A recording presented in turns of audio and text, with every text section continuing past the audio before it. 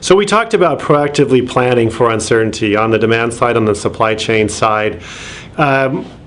What does that mean? The people that are doing it well, what are they doing differently, and how are they benefiting?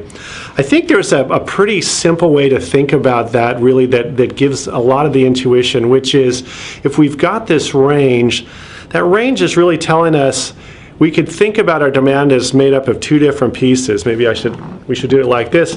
There's that piece below the low end of our range, and what the low end of the range says is we kind of think that's our worst case. So anything below there, what we're saying is we're really confident about that demand. And even in an environment of uncertainty, there is always some level at which you're confident.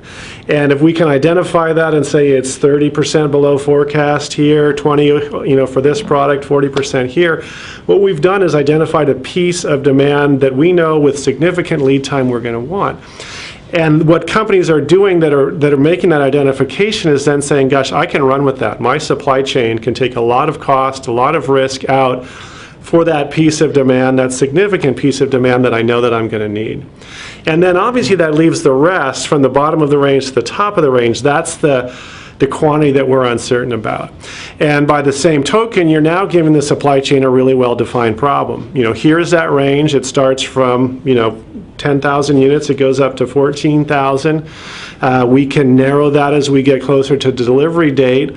But now hopefully very clearly in unit terms to think about capacity, to think about raw materials, to put the right things in place, to prepare for that, and then to come back to us with those trade-offs around, if you want the flexibility up to here, here's what we're going to have to do, here's what it's going to cost. So short answer really is we split our demand into two pieces. The predictable portion, we take cost out.